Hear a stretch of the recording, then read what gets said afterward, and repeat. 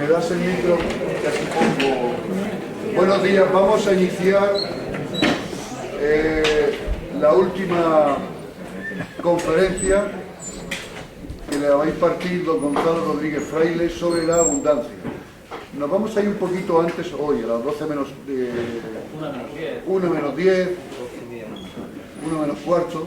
Vamos a ir un poquito antes. Va a haber un momento que cuando termine su conferencia, don Gonzalo Rodríguez Fraile, pues habrá unos momentos para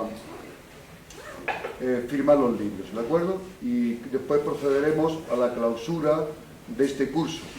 Hoy nos honra con su presencia aquí don Cipriano Palomares, que es el jefe de formación y cursos. ¿Es así, más o menos? Más o menos. No, debería de sabérmelo muy bien. Formación y cursos. Formación y empleo, muy bien. De la Fundación Universidad Empresa, Fundación Universidad Granada Empresa, y después le dirigiremos unas palabras finales, se leerá una poesía y un vídeo muy bonito, y concluiremos este curso de conciencia y desarrollo. De modo que muchísimas gracias por la asistencia y le doy la palabra a don Gonzalo Rodríguez Fraile, que va a disertar sobre la abundancia y algunas cosas más. Muchas gracias.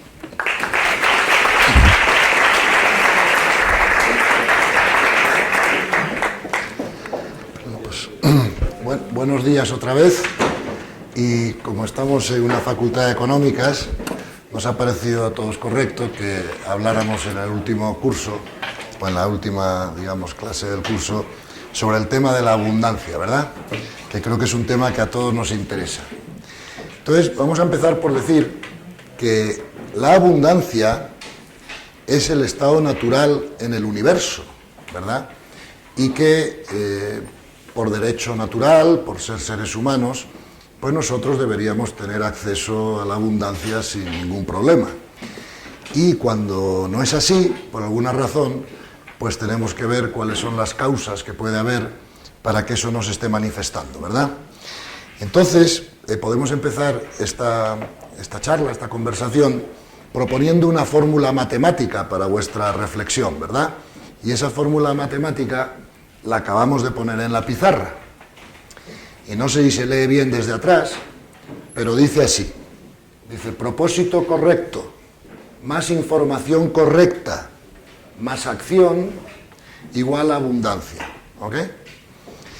Entonces, a lo largo de este curso, vosotros habéis visto que hemos intentado presentar una realidad, ¿no?, sobre la vida, sobre el ser humano, que es un poquito diferente de la que nos había enseñado a todos nosotros la cultura, ¿no?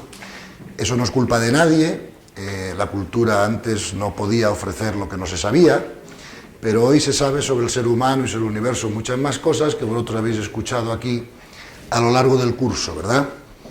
Entonces, no os va a extrañar, una vez más, que cuando hablemos de abundancia, ¿verdad?, vamos a hablar de cuáles son los valores internos que tiene que tener cada ser humano, cada persona, para que según la ley del universo, y en concreto la ley de correspondencia, la abundancia sea algo natural e inevitable para nosotros, ¿ok?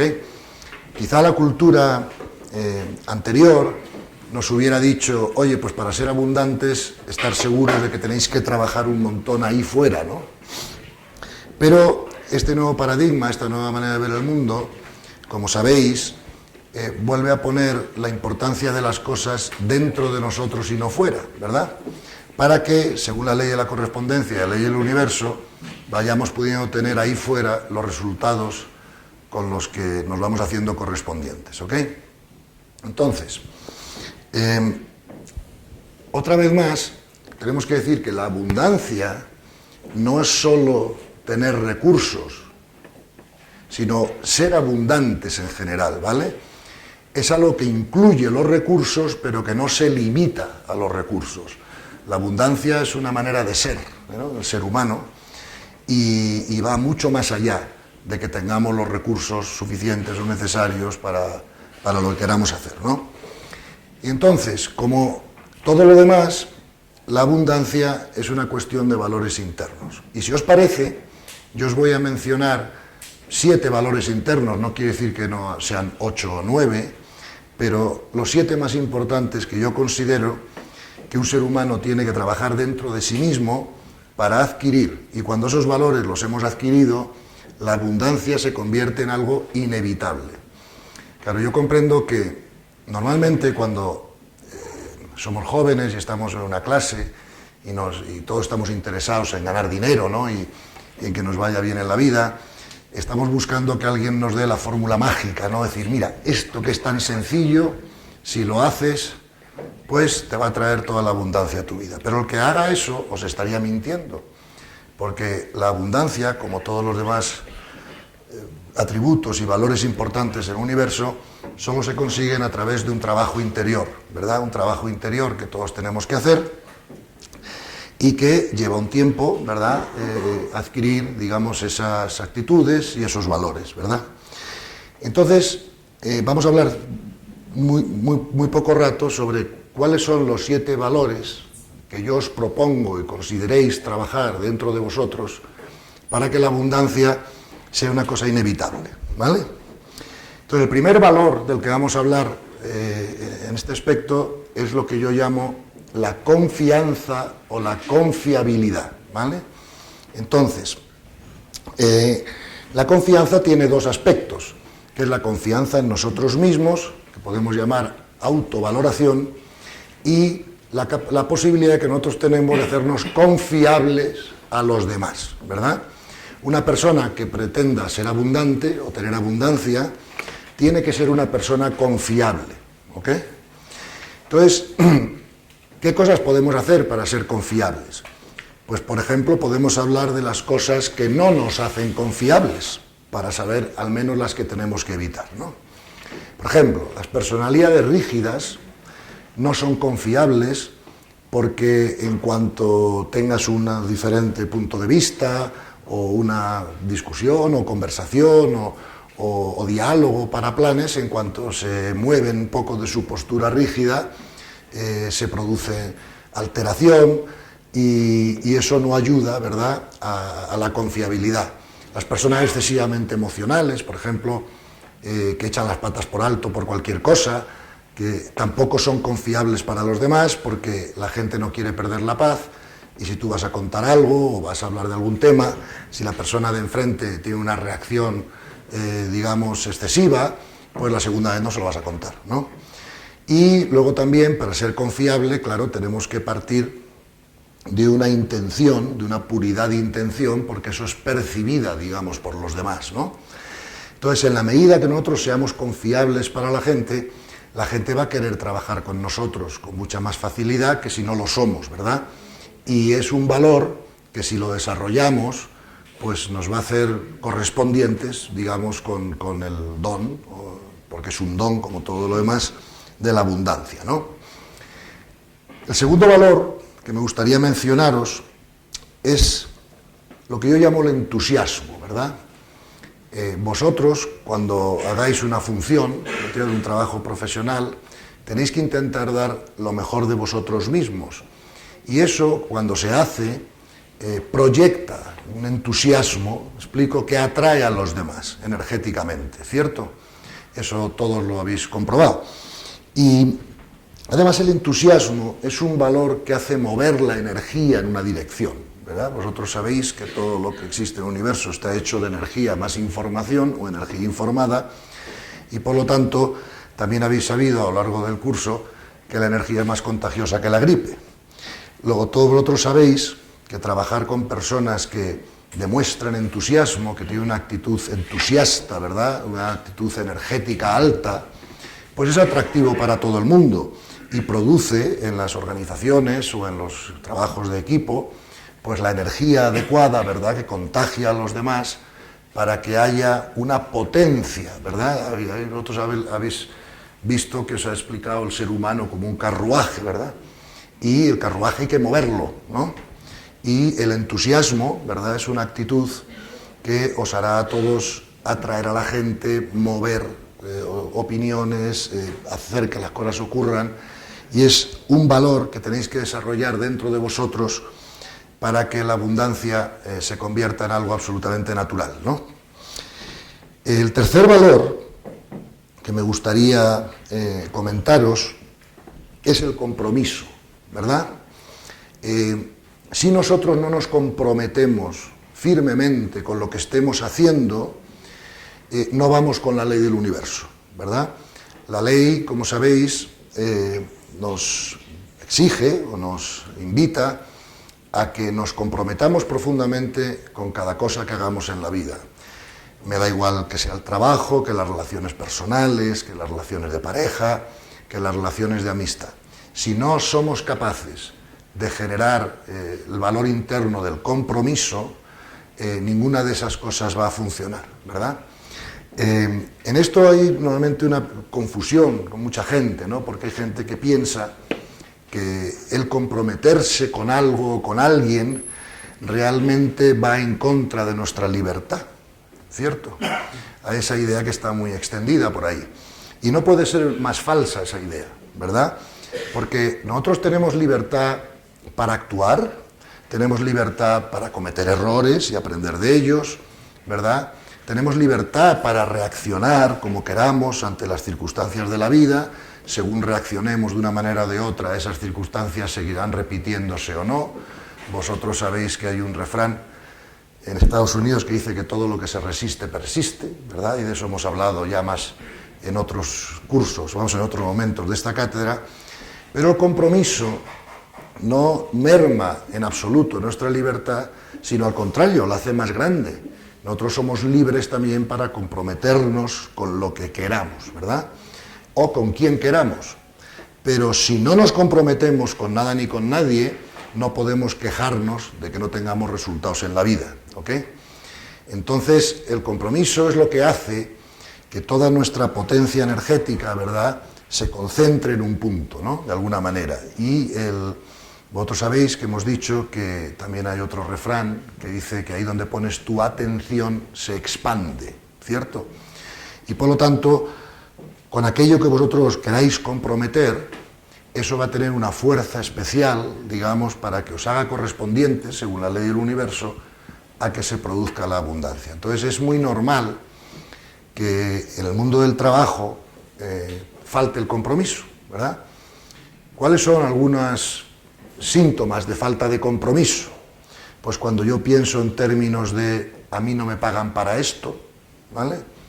O cuando pienso en términos de esta no es mi función, ¿verdad? O cuando pienso en términos de, oye, a mí el trabajo me parece aburridísimo, yo tengo que ir aquí 8 horas al día y lo único que busco de esto, ¿verdad?, es que al final de las 8 horas me llegue un cheque a casa con el cual yo puedo vivir, ¿entiendes? El trabajo o la función que cada uno de nosotros hagamos no puede limitarse a ser un medio de vida, ¿verdad?, sino que al contrario tiene que ser un lugar o un espacio donde nosotros desarrollamos toda nuestra creatividad, damos lo mejor de nosotros mismos y aprendemos las cosas del mundo de la forma que nuestro alma tiene que aprender. Entonces, la falta de compromiso y la falta de entusiasmo es un cáncer, ¿no?, que existe en las organizaciones y en las empresas y que contagia una energía negativa a todo el mundo, ¿no? Entonces, tenéis que reflexionar sobre ese tema, tenéis que comprender que el trabajo profesional no es solo un medio de ganaros la vida, que también lo es, sino que es mucho más que eso. Digamos, es un lugar, un sitio donde vosotros tenéis que aprender, dar lo mejor de vosotros mismos y ser felices con lo que hagáis. Y eso no va a ser posible si no os comprometéis, ¿ok? El cuarto valor que es importante generar dentro de uno para que la abundancia llegue a nuestras vidas por la ley de correspondencia es el respeto, ¿ok? Nosotros tenemos que aprender a que hay personas que tienen puntos de vista diferentes que el nuestro, que tienen momentos evolutivos diferentes que el nuestro, y que es imposible, digamos, poder convivir en una organización grande o en una universidad o donde sea que vosotros estéis ejerciendo vuestra función sin tener que interactuar con personas que son diferentes, ¿vale? Diferentes en sus puntos de vista, diferentes en su momento evolutivo, diferentes en sus actitudes e intenciones. Y nosotros aprendemos a respetar a las personas cuando les otorgamos la libertad a que ellos cometan errores, igual que el universo nos ha dado libertad a nosotros para cometerlos nosotros. Por lo tanto, una de las cosas que tenemos que aprender para aprender a respetar mejor es la diferencia que hay entre juzgar y discernir, ¿verdad? Porque cuando yo juzgo a las personas, yo estoy haciendo dos cosas. En primer lugar, estoy viendo algo que no me gusta, por la razón que sea, y además le estoy añadiendo una carga emocional propia. Y eso que no me gusta me produce una emoción negativa, de cabreo, de ira, de lo que sea, de odio, de lo que sea. Claro, si no juzgo, podéis pensar vosotros, caemos en el relativismo, es decir, todo vale, ¿verdad? Que tampoco es la solución. Entonces, ¿cuál es la solución? Pues la solución es aprender a discernir, ¿vale? Y discernir no es lo mismo que juzgar, porque cuando yo discierno, yo me estoy dando cuenta de que hay algo ahí que no es evolutivamente elevado, por decir algo. Pero no le estoy metiendo una carga emocional propia, porque comprendo que esa situación o esas personas tienen su derecho a existir, es perfecto y necesario que eso sea así, y están siguiendo un momento evolutivo en sus almas que puede ser distinto que el nuestro. Solo el respeto a esa situación nos va a permitir serles de servicio, porque si no hay una energía interna de respeto, el servicio que queráis dar a esas personas que lo necesitan no será bien recibido, ¿ok? Porque habrá un bloqueo energético. Con lo cual, la abundancia viene a aquellas personas que saben respetar a los demás. Está en la ley, ¿ok? Al respetar a los demás generamos mucho menos conflicto, ¿verdad? Y al generar menos conflicto mantenemos la energía alta para poder ser creativos y trabajar, ¿ok? El siguiente valor, ¿verdad?, que os quisiera comentar, que os va a hacer correspondientes con la abundancia, es la lealtad, ¿ok? ¿Qué significa la lealtad? Verás, la lealtad solo es posible cuando existe previamente un acuerdo, ¿ok? Si no hay un acuerdo y lo que hay es una imposición, ahí no podemos hablar de lealtad, ¿verdad? Porque no ha habido un compromiso libre por parte de la persona que se ha comprometido a algo para hacerlo, porque viene de una imposición. Por ejemplo, como ciudadano, yo tengo que obedecer la ley, pero yo no he llegado a un acuerdo personalmente, necesariamente con esa ley, ¿me entiendes? Entonces, la lealtad se da cuando dos o más personas llegan a un acuerdo, ¿ok? Vosotros sabéis que hemos dicho que si cogéis los niveles de consciencia y cogéis la tabla más básica, ¿no?, que fue una de las que explicamos aquí, nivel 2, nivel 3, nivel 4, nos dimos cuenta que en el nivel 2 es imposible llegar a acuerdos, porque si tú intentas llegar a un acuerdo con una persona al nivel 2 de consciencia, esa persona solo va a respetar ese acuerdo mientras le siga conviniendo, y cuando no le convenga, pues se lo va a saltar sin ningún problema, ¿ok? Por lo tanto, los acuerdos solo se dan en el tercer nivel de consciencia. ¿Por qué en el tercero? Porque en el cuarto nivel de consciencia tampoco hace falta acuerdos. No hace falta acuerdos porque igual, y así como en el nivel 2 no servirían para nada, en el nivel 4 no hacen falta. Porque cuando 3 o 4 personas del nivel 4 de consciencia se reúnen o hablan para tomar decisiones, toman decisiones por el punto de ley, ¿vale? El punto de ley, por ejemplo, imagínate que Gandhi y Teresa de Calcuta se reunieran para ver cómo iban a hacer algo en la India, ¿vale? No tendrían que llegar a ningún acuerdo, porque ni Teresa de Calcuta quiere esta parte de la tarta, ni Gandhi tampoco, ¿me entiendes? Ellos quieren simplemente ser de servicio. Y por lo tanto, los acuerdos que tomen o dejen de tomar, los tomarán por lo que llamamos el punto de ley, es decir, ¿qué dice la ley del universo al respecto?, ¿no? No hay un deseo personal de ningún asunto sobre el que haya que acordar una repartición. Por lo tanto, los acuerdos son necesarios en el nivel 3 de consciencia. ¿Por qué? Porque en el nivel 3 de consciencia hay suficiente nivel de consciencia como para poder llegar a un acuerdo y cumplirlo, pero no hay el suficiente nivel de consciencia para no querer nada para uno mismo. Y cuando nosotros tenemos una mezcla de intención en la que queremos obtener ciertas cosas, pero también queremos servir y colaborar con la sociedad, es cuando hay que llegar a acuerdos, ¿ok? Entonces, la lealtad es esa capacidad, esa actitud en la cual nosotros no vamos a romper unilateralmente un acuerdo si no estamos de acuerdo en romperlo, por así decirlo, las personas que han llegado a ese acuerdo, ¿no? Entonces, para que un acuerdo sea válido, ¿verdad?, y sea útil y pueda ser usado, tiene que tener varias condiciones. Claro, el acuerdo tiene que ser flexible, el acuerdo tiene que ser revisable si cambian las circunstancias, el acuerdo tiene que ser libremente adquirido y además el acuerdo tiene que ser posible. Pues claro, si yo llego a un acuerdo con vosotros de que voy a ir nadando hasta Miami para hacer no sé qué allí, ese acuerdo es estúpido porque obviamente no es posible que yo vaya nadando a Miami, ¿no? Me hundiré en mitad de la travesía. ¿Qué coño en mitad? Me hundiré al principio, ¿no? Con lo cual sería absurdo que yo acordara con vosotros irme nadando a Miami, ¿no? Por lo tanto, tenemos que aprender, para ser abundantes, tenemos que aprender a hacer acuerdos correctos, con esas condiciones que os he comentado, y además a respetarlos, ¿verdad? Eso además, ves como todos los valores encajan unos con otros, eso encaja con la confiabilidad.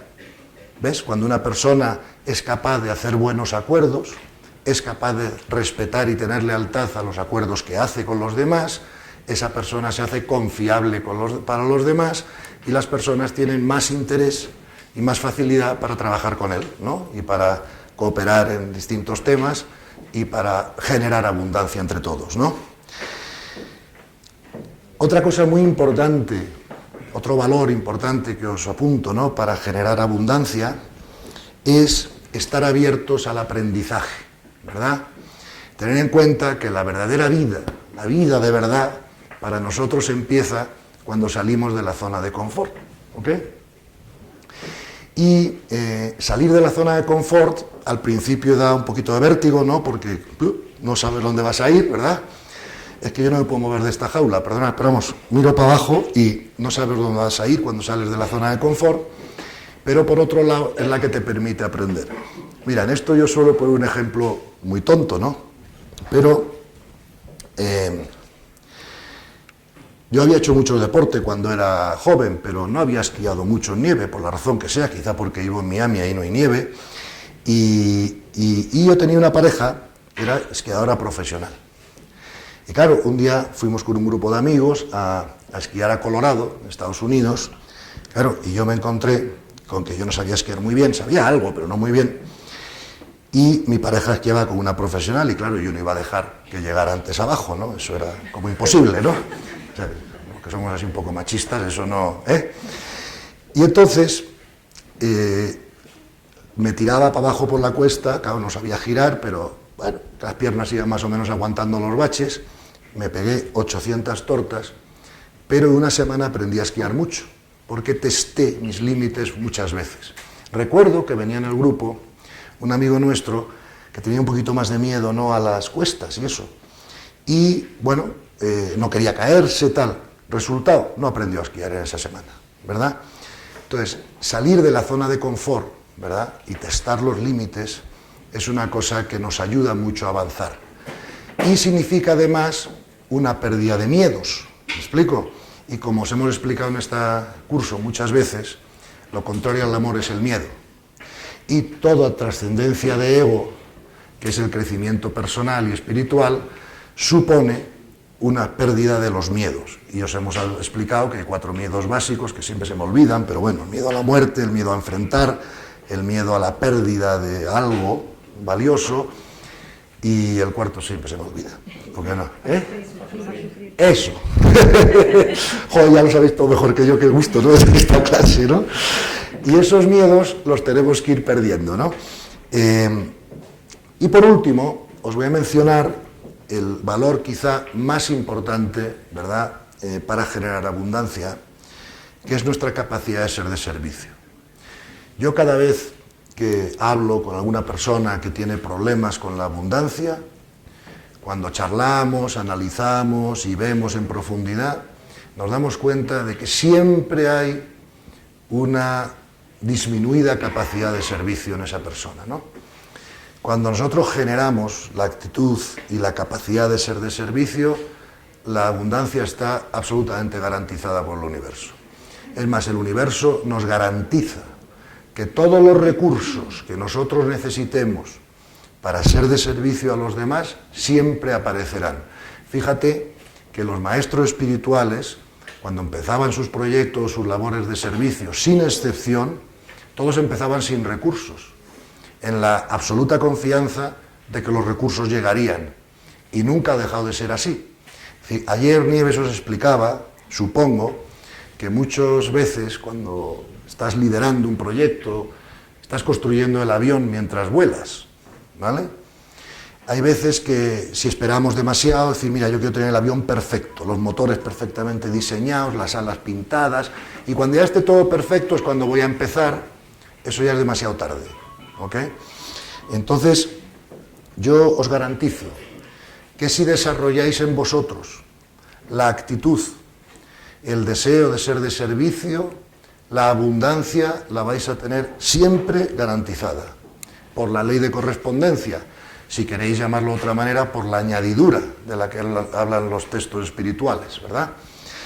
Y eso que yo no me creía cuando era joven, porque no comprendía cómo físicamente el universo podía producir la añadidura, ahora con la física cuántica y con la nueva visión de las cosas se comprende perfectamente, ¿verdad? Por lo tanto, la capacidad de servicio, ¿verdad?, es absolutamente vital para que nosotros tengamos garantizada la abundancia. Y el servicio se puede expresar de muchas maneras. Por ejemplo, no es una actitud de servicio que tú seas el jefe o el director de algo y que no estés dispuesto a poner un café como todos los demás. El servicio es algo que es una cosa interna, ¿verdad? Y en la medida en que tú estés interesado en la mejora personal y el servicio que puedes dar a la gente con la que colaboras, tu abundancia estará garantizada por el universo.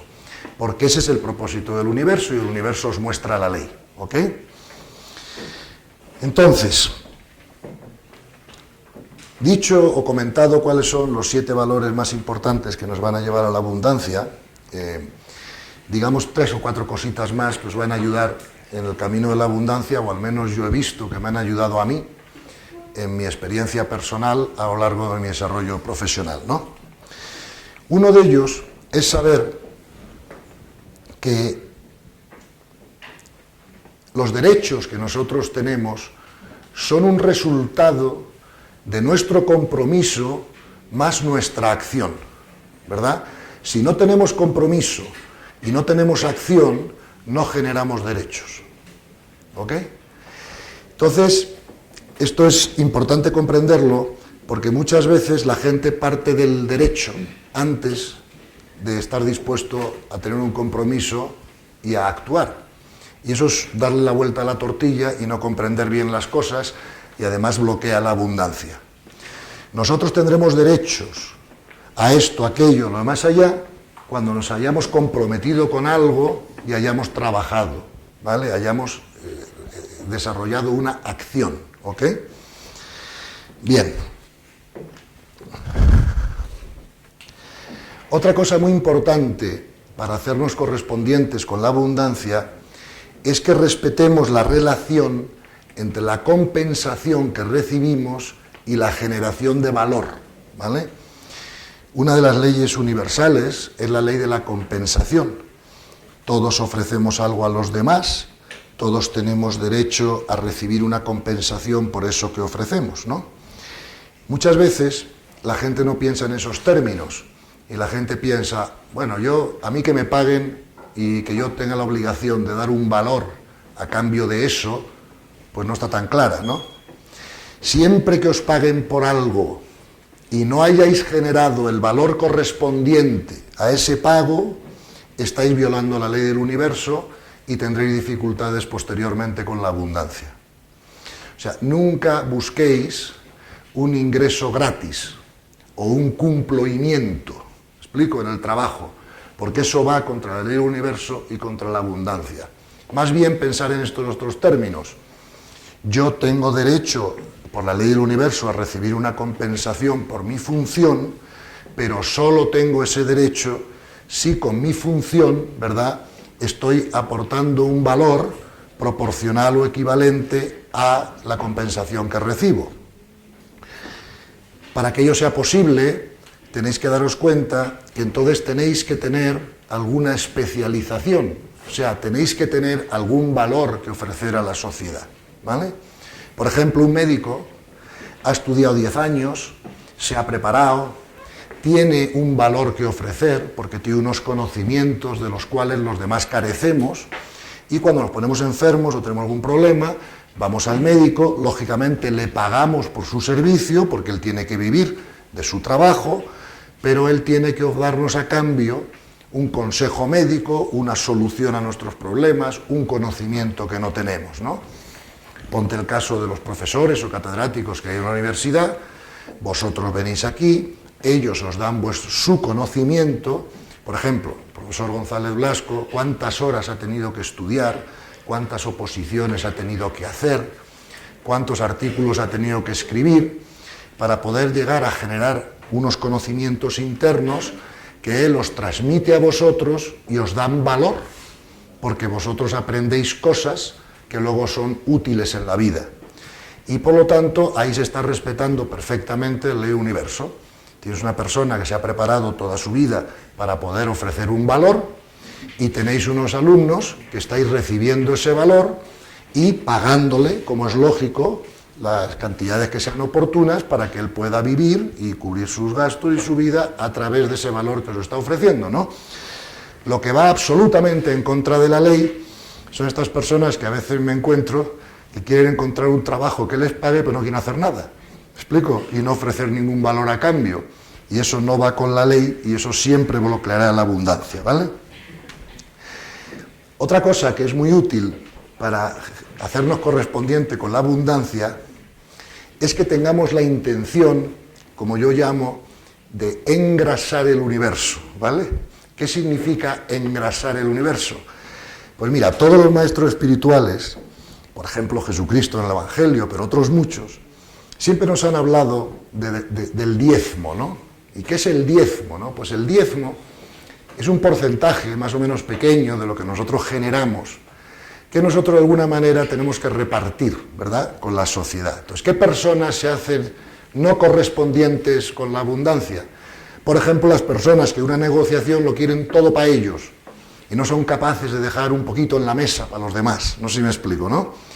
La gente que nunca da una propina a una persona que le ha hecho un buen servicio, ¿no? O que no, ¿sabes?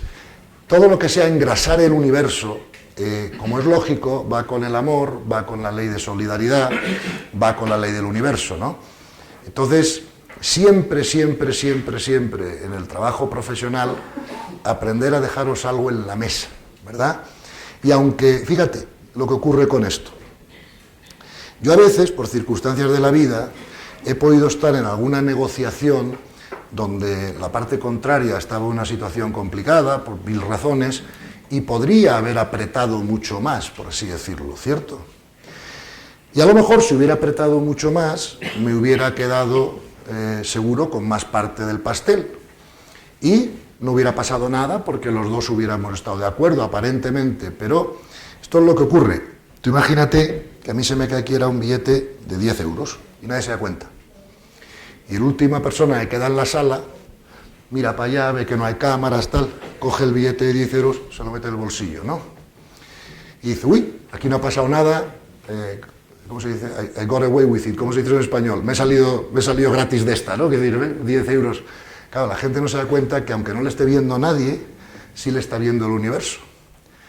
Y en la próxima ocasión que él tenga que ganar dinero, a lo mejor esos 10 euros le van a costar caros. ¿Me explico? Porque el universo te muestra la ley, ¿cierto? Entonces, ¿cuántas personas ante un billete se lo meten en el bolsillo si no mira a nadie o preguntan de quién es? ¿No? Entonces, en las negociaciones, por ejemplo, una cosa que va absolutamente contra la ley de la abundancia, esto lo he visto hacer yo, una persona multimillonaria llegar a una tienda, querer comprarse 20 películas y al pobre tendero, que tiene una tienda pequeñita de películas, apretarle tanto en la negociación y en el descuento que le pide y no sé qué, que al final le dijo, mire, no le puedo ver las películas porque no gano dinero. ¿Me explico? Entonces, no seamos listillos en el sentido de que tenemos que respetar el universo y, por lo tanto, todos los negocios necesitan un beneficio para poder ser sostenibles. Y si cada vez que yo voy a comprar algo o a negociar algo, aprieto de tal manera que la otra persona no puede ganarse la vida, ¿verdad? Es posible que un día, por necesidad o desesperación, me venda las películas, pero el universo me pasará factura. Entonces, tenemos que comprender que igual que nosotros tenemos que ganar dinero, tienen que ganar dinero los demás y llegar a unos acuerdos que nos permitan a ambos, ¿verdad?, tener unos negocios que sean sostenibles para los dos. Bien, otra cosa importante es que muchas veces veo que las personas, a la hora de plantearse su relación, o sea, su actividad laboral o profesional, muchas veces solo piensan en términos de tengo que encontrar un trabajo, ¿ok? Y yo muchas veces les pregunto, oye, ¿y por qué no, además de intentar encontrar un trabajo, no pensamos en términos de inventar un trabajo? Fíjate, yo tengo cierta edad, llevo más de 30 años en el mundo profesional y nunca he visto que las personas que piensan en términos de encontrar un trabajo sean muy felices en su trabajo. Sin embargo, siempre he visto que las personas que han inventado un trabajo, el que sea, han sido mucho más felices con su trabajo, ¿no? Y es una idea que os dejo en la mesa, ¿no? El decir, oye, nosotros seres humanos, somos seres humanos, cuanto más alto sea nuestro nivel de conciencia, más creatividad vamos a tener, y por qué no usamos esa creatividad que viene con el alto nivel de conciencia para inventarnos trabajos en vez de encontrarlos, ¿no?, cuando sea posible. Y es una idea que simplemente os quiero transmitir para que vosotros podáis pensar al menos en ambos términos, ¿no?, a la hora de buscar un trabajo profesional. Otra cosa muy importante, claro, cuando vayamos a trabajar profesionalmente, si queremos ser abundantes, es que pensemos en una idea que yo, por llamarla de alguna manera, la llamaría idoneidad, ¿vale? Hay gente que se empeña en tener profesiones o realizar funciones para las que no es idóneo, ¿ok? Todos los seres humanos tenemos una serie de dones. Por ejemplo, en mi caso, yo tengo muy poco don para cantar, bailar, tocar el piano y esas cosas. Claro, si yo pretendiera ser cantante de ópera, la abundancia no vendría a mi vida, porque nadie estaría interesado en escucharme y desde luego nadie pagaría una entrada por verme cantar. Seguramente hasta cambiaría el clima y no es bueno, ¿no? Entonces, sin embargo, Mozart, desde que tenía 3 años, era capaz de tocar el piano de espaldas, ¿ok? Estaba claro que él había nacido con un don, que era musical, y lo más normal pues es que él se dedique en su vida a desarrollar ese don, ¿no? Porque claro, imagínate, si yo hubiera querido ser cantante de ópera y no tengo ningún talento natural, pues claro, el esfuerzo que hubiera tenido que hacer, ¿verdad?, para poder cantar con mediana calidad sería tremendo, ¿no? Mientras que cada uno tenéis que saber o ver cuáles son los dones, ¿verdad?, que el universo os ha dado y dónde podéis favorecer una actividad, digamos, que sea naturalmente correspondiente con esos dones que Dios ha dado, porque los dones en la personalidad, ¿verdad?, vienen dados por la necesidad de crecimiento del alma. Y entonces hay ciertas actividades que van a ser para cada uno de nosotros mucho más correspondientes con el crecimiento de nuestra alma que otras, porque son las que hemos venido aquí a desarrollar. Y normalmente la naturaleza nos da los dones que necesitamos para desarrollar el destino y la misión que nuestro alma trae aquí, ¿verdad? Y saber cuáles son esos dones es importante, ¿no? Entonces hay gente que habla bien en público, pues pueden ser presentadores de televisión. Hay gente que piensa analíticamente muy bien, pues pueden ser investigadores o intelectuales. Hay gente que tiene mucha gracia, bueno, pues puede ganarse la vida contando chistes, como Chiquito de la Calzada, yo qué sé. Pero cada uno tiene que usar sus dones, ¿me entiendes?, naturales, que sean más idóneos, o sea, más correspondientes con la función que cada uno hace, ¿no? Por ejemplo, si yo tengo un cierto grado de impaciencia, pues será difícil que yo sea auditor, ¿verdad? Porque para ser auditor voy a tener que estar sentado 8 horas al día o 10 horas al día viendo números. Hay gente que tiene más capacidad de paciencia, más tendencias de personalidad, ¿no? Entonces, elegir funciones que vayan más naturalmente asociadas, ¿verdad?, a vuestras tendencias de personalidad, porque podréis avanzar más en esos campos sin hacer tantos esfuerzos, ¿no? Otra cosa que tenéis que tener en cuenta a la hora de la abundancia es que muchas veces, fíjate que todos los estudiosos de esto siempre han dicho que en el trabajo profesional hay una regla que ellos llaman el 80-20, ¿no? Y es que al final solo el 20% de lo que haces en tu trabajo es verdaderamente útil para los resultados. Y acabamos haciendo el 80% de nuestra actividad en el trabajo dedicada a cosas que no son realmente necesarias para el objetivo final, ¿no? Es la famosa regla del 80-20. De hecho, hubo un libro en Estados Unidos que tuvo mucho éxito, un librito, que en inglés se decía Don't sweat the small stuff, ¿no? Que traducido al español es no sudes lo pequeño, ¿verdad? Cuando vayáis a trabajar, cada uno la función que tengáis, tenéis que tener muy claro que hay algunas actividades que son absolutamente claves para el éxito de esa función o de esa empresa o de ese proyecto que estéis haciendo y que no debéis dispersaros en prestar demasiada atención al 80% de las cosas en relación con esa actividad que no son importantes para su, digamos, su desarrollo final, ¿no? Por último, por penúltimo, ya sabéis que hemos insistido mucho en este curso que la única manera de mantener a largo plazo la creatividad es aprendiendo a evitar el conflicto interior y, por lo tanto, aprendiendo a estar en paz interior. Cuando vimos el otro día, con el triángulo que hablamos, que lo que más gasta energía, lo que más gasta nuestra energía, es el conflicto interno, ¿cierto? Entonces, para no tener tanto conflicto interno y no tener tanta angustia y estar bajo la ley del universo, tenemos que aprender a centrarnos en el proceso. Lo hemos insistido esto muchas veces. Y a dejar los resultados de nuestra acción, ¿verdad?, en manos del universo. Fíjate, en el Bhagavad Gita, que es uno de los textos, es uno de los textos espirituales más antiguos del mundo, se escribió, no sé si 3.000 o 4.000 años antes que los evangelios, ¿no?, antes que Cristo, en la batalla que sirve de excusa, ¿no?, al poema y a la enseñanza espiritual, Krishna, que es Dios para los hindúes, le dice a Arjuna: no te apegues a la inacción, pero tampoco te apegues a los frutos de tu acción.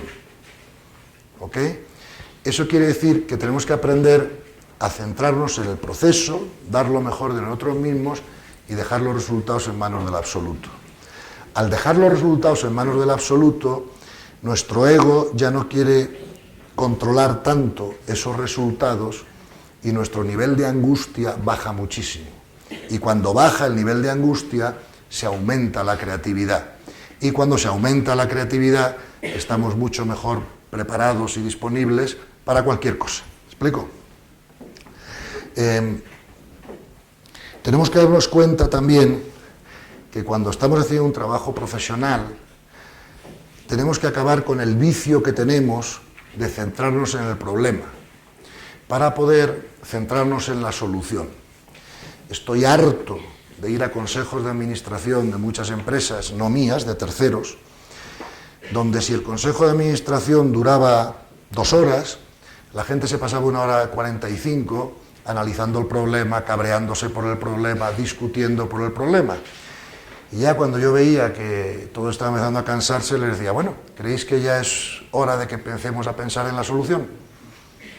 ¿Me explico? O sea, quitaros la costumbre de fijar la energía y la potencia personal en los problemas para ver cómo podemos dedicarle más creatividad y más energía a las soluciones de los problemas. Porque lo que pasa en los colegios de administración es que siempre que hay un problema hay que buscar un culpable. hay que buscar una causa, hay que buscar un montón de cosas que no son útiles. Lo importante es cuál es la solución, ¿verdad? El problema ya pasó. Ahora mismo solo puedo influenciar el futuro, ¿no? Y para eso tengo que acostumbrar a mi mente, ¿verdad?, a tener la actitud de pensar en soluciones y no de gastar energía en problemas, ¿cierto? Tenéis que saber que las empresas, esto es una idea, por ejemplo, las empresas y los grupos y las organizaciones son como un iceberg, ¿ok? ¿Qué pasa en los icebergs? En los icebergs pasa que si aquí está el mar, ¿verdad?, el 90% del iceberg está por debajo del agua y no se ve. Y lo único que nosotros vemos del iceberg es el 10% que está por encima del agua. Os asombraríais que si vais al consejo de administración de cualquier gran empresa multinacional o lo que sea, toda la discusión, absolutamente toda la discusión, está centrada en este 10% que se ve. Y entonces vienen los auditores, y entonces vienen los consultores, y entonces vienen los asesores, y los planes de marketing, y los planes de relación de personal, y todo esto está basado en este 10% que se ve. Pero nadie se está ocupando del 90% que no se ve. Y resulta que cuando pretendes que esta organización, empresa, lo que sea, tenga resultados, los resultados van a ser mucho más influenciados por este 90% que no se ve y del que nadie se ocupa, que por este 10% que sí se ve y del que se ocupa todo el mundo. Es asombroso, pero es así. ¿Qué estamos intentando hacer, ¿no?, para que esto cambie? Pues, por ejemplo, una idea que se está barajando hoy muchísimo, ¿no?, en el mundo de las multinacionales modernas, en el mundo de, digamos, de las grandes empresas tecnológicas, es tener lo que se llama, en inglés, un spiritual, o si quieres, consciousness officer. O sea, una persona cuyo trabajo en la empresa es asegurarse que este 90% que está debajo del agua va progresando. Este 90% es el nivel de conciencia de las personas que trabajan en esa organización, de una manera o de otra, sea una organización empresarial, sea una organización sin ánimo de lucro, sea una cátedra, ¿me explico? Este 90% no se ve, pero este 90% determina absolutamente este 10%. Fíjate, por ejemplo, cuando yo empecé a trabajar en Estados Unidos, yo monté mi propia empresa, cuando iba a fichar gente, yo hacía lo que hacían todos los demás, que es, a ver, currículums, este es máster en Harvard, este en Stanford, este tiene tal título, este tal, pues a este le ficho porque este es competente, no sé qué. Resultado, acabé fichando a algunas personas muy brillantes, pero que destrozaban la empresa. ¿Por qué? Porque eran muy brillantes en este 10% de arriba del agua, pero cuando ibas a trabajar con ellas, todo era un problema, un follón, siempre estaban comparando con los demás, no eran capaces de hacer el más mínimo acto de servicio por nadie en la empresa, no creaban buen ambiente, buena energía, y era un desastre. Entonces, con el paso del tiempo, cuando aprendí algunas de estas ideas, cambié mi manera de seleccionar personal. Y entonces dije, mira, si no tiene un título en Harvard, no importa, ya lo tendrá o ya se lo pagaré yo, o ya le enseñaré lo que tenga que enseñarle, pero yo ficho solo gente de alto nivel de conciencia. Estén más o menos preparados técnicamente, pero sobre todo, si no hay un alto nivel de conciencia, en mi empresa no entra. ¿Por qué? Porque yo en mi empresa, además de ganar dinero, quiero ser feliz.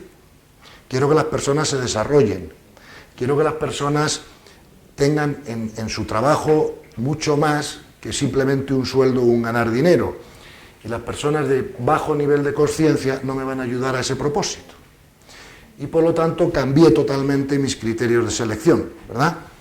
Como ahora los niveles de conciencia se pueden medir, pues claro, lo tenemos claro, ¿no? ¿Por qué digo lo del el ejecutivo espiritual o el ejecutivo de conciencia? Mira, cuando yo cuando decidí retirarme del mundo profesional y quise ya dejar de ganar dinero y dedicarme a intentar ser de servicio con estas ideas y explicarlas y tal, lo más fácil para mí fue vender mis empresas, fue salirme de lo que yo directamente estaba haciendo, y lo más difícil fue salirme de consejos de administración de terceras empresas. Me decían, es que si no vienes al consejo, la gente se pelea, ¿ok? O no se toman decisiones, o lo que sea, ¿no? Entonces, una de las cosas que estamos proponiendo a las grandes empresas es que en su consejo de administración tengan a una Teresa de Calcuta. No exactamente a Teresa de Calcuta, ¿me entiendes? Pero una persona de ese tipo. Porque, aunque esa persona no sepa absolutamente nada del negocio, ni le interese nada el negocio, ni esté ahí por dinero, en presencia de esa persona, por su energía, que todo contagia, todas las discusiones entre los demás mejoran. ¿Me explico? Se producen menos conflictos empresariales, a la gente le da vergüenza hacer el estúpido, claro, porque se dan cuenta que el otro lo va a reconocer, ¿no? ¿Entiendes? Y todos los procesos funcionan mucho mejor.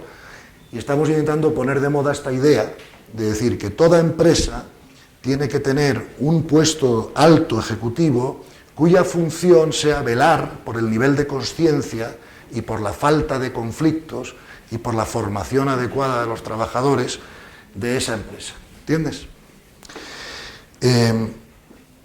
Por último, aunque lo que queremos es, como es el último día de curso, queremos que haya, si queréis vosotros, claro, pero que querríamos que hubiera un diálogo final, que podéis preguntar de esto o de cualquier otra cosa, para lo cual todo el panel del curso, ¿me entiendes? Don Lucián, Nieves, Carmen, la otra Carmen, los que estamos aquí, pues estamos disponibles para contestar vuestras preguntas, cada uno dentro de su campo mejor de conocimiento, ¿no? Pero antes de eso, el último consejo o el último comentario que me gustaría haceros acerca de la abundancia es que aprendáis a desarrollar la intuición, ¿ok? Sé que en este curso se ha hablado mucho de ello, pero os lo quiero recordar una vez más, ¿vale? Porque hay veces que la mente necesita oír una idea 3, 4 o 5 veces para poder ser aceptada, ¿no? O para poder ser comprendida en profundidad, ¿no? Entonces, tenemos que comprender que, como vosotros sabéis, el ser humano es multidimensional y tenemos muchos cuerpos, ¿verdad? Y entonces, como tenemos muchos cuerpos, cada cuerpo tiene una manera de recibir inputs, o sea, de recibir información o conocimiento o datos, ¿no? Y esas 3 maneras que tenemos los seres humanos, que lo habéis explicado seguro, ¿no? Y os acordáis, es el instinto, la razón y la intuición. Ok. El instinto lo compartimos con los animales. Va ligado al cuerpo físico y al cuerpo emocional y es una manera que todos tenemos de recibir información. Por ejemplo, a nosotros nos ponen una comida delante y rápidamente sabemos si nos gusta o no nos gusta, nos apetece o no, ¿verdad? No tenemos que secuenciar, no tenemos que pensar sobre ello ni razonar sobre ello, es una información que nos llega automáticamente, ¿no? Sensación de peligro, en fin, tantas otras cosas. Esto va ligado a la zona del cerebro reptiliano, que llamamos la amígdala, y que la compartimos con los cocodrilos y con los perros, ¿no? Claro, solo los seres humanos disponen de razón, ¿verdad? Y la razón es secuencial. A lleva B, lleva C, por lo tanto, si 2 y 2 son 4, 4 y 4 son 8, pues 8 y 4 son 12, ¿no? Es una manera secuencial de recibir y analizar información. Entonces, el problema de esto, yo, por ejemplo, cuando fui a hacer el máster de Harvard, solo se centraron en esto. Y me enseñaron un montón de técnicas para usar mejor la razón. Por ejemplo, el árbol de decisiones. Que tú vas haciendo árbol, si decido esto, se abre aquí, se abre allá. O el famoso balance, ¿no? De ventajas, inconvenientes, resultado neto. Todo eso es usar la razón. Y yo recuerdo cuando era un hombre joven, acabé de terminar el máster de Harvard, yo en eso me encontraba como capitán general, ¿no? Y fue un poco lo que usé competitivamente con los demás para salir para adelante en mi negocio. ¿Qué pasó? Pues sí, salí para adelante, pero me costó un esfuerzo ¿entiendes? Y una energía impresionante, ¿no? Con el tiempo comprendí que nosotros tenemos otra manera de recibir y procesar información, que es la intuición. Esto va ligado a la mente, pero la intuición va ligada al alma, ¿ok?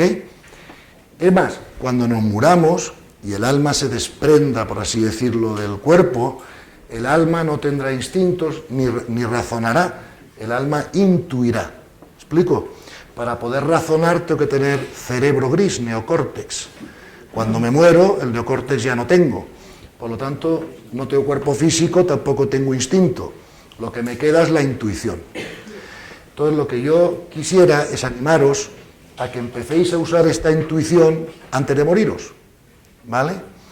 Porque la intuición es mucho más rápida que la razón, ¿vale? Y además más omniabarcante y causa mucho menos esfuerzo. ¿Cuál era el problema que yo tenía para usar la intuición? Claro, como yo era un hombre racional, estaba educado en la universidad y en Harvard y aquí y allá, pues yo creía mucho, claro, lógicamente, en la razón. Y cuando me llegaba la intuición, yo no la sabía distinguir del instinto. Sí la sabía distinguir de la razón, porque la razón es secuencial y todos sabemos cuando estamos pensando, pero no sabía distinguirla del instinto. Porque tanto la intuición como el instinto viene de una manera directa y no pasa por un proceso secuencial. Entonces, durante muchos años luché con la idea de, claro, yo sé que tengo que pasar el instinto por la razón, porque si no hago eso es un desastre. Claro, si yo no paso el instinto por la razón, puedo acabar pesando 1000 kilos, o puedo acabar teniendo 2000 novias, o cualquier otra cosa, ¿no? Luego, siempre nos han enseñado, claro, que es mejor vivir la vida desde la razón que desde el instinto, es lo que nos distingue de los animales, y hasta ahí estamos todos de acuerdo. Pero claro, si podemos vivir la vida desde la intuición, que es post-racional, en vez del instinto, que es pre-racional, entonces nos iría todavía mucho mejor. Durante muchos años estuve intentando ver cómo yo era capaz de distinguir el instinto de la intuición. Pues claro, el instinto lo tengo que pasar por la razón, porque es pre-racional, pero si paso la intuición por la razón, me la cargo. ¿Me explico? Muchas veces no nos fiamos de ella, nos fiamos de la razón, tenemos una intuición y para ver si es verdadera o falsa, la pasamos por la razón. Cierto que nos ha pasado a todos alguna vez. Entonces, durante muchos años estuve pensando a ver cómo yo conseguía distinguir lo uno de lo otro. Hasta que un buen día, un maestro espiritual con el que tuve la oportunidad de hablar me dio la solución y me dijo, mira, la intuición la vas a distinguir del instinto por dos razones. La intuición, primero, siempre viene con un grado de certeza interno y además siempre da paz. Mientras que el instinto, ni lo uno ni lo otro. ¿Ok? Entonces, por ejemplo, una vez más, usar nuestro maestro interior, o sea, usar nuestro interior, nuestra sensación interior, para aprender a distinguir la intuición del instinto. Entonces, la intuición siempre viene con un grado de certeza y además siempre deja paz interior. ¿Me explico? Mientras que el instinto, no. Yo tengo hambre, como. A las 2 horas vuelvo a tener hambre y vuelvo a empezar el proceso. A mí me gusta una mujer, me quiero acostar con ella, puedo tener un día o dos de tranquilidad, pero empieza el proceso. Todo lo que es instintivo nunca da paz. ¿Me explico? Y todo lo que es intuición siempre lo da. Entonces, por vuestra sensación interna, vais a tener que entrenaros en distinguir el instinto de la intuición. Pero cuando lo hagáis, tenéis que usar la intuición lo más posible porque es muy superior a la razón. Mucho más eficaz, pierde mucho menos tiempo y os va a evitar muchos esfuerzos. Y por último deciros que un arma muy poderosa para la abundancia es que aprendéis a agradecer las cosas al universo antes de tenerlas. Parece que el universo no se puede resistir a un agradecimiento nuestro por lo que sea, y por lo tanto hay una técnica que uso muchísimo, es cuando quiero tener algo, yo empiezo a agradecerlo antes de tenerlo. ¿Sabes lo que quiero decir? Invariablemente, no sé por qué, ese asunto aparece ahí antes o después, ¿vale?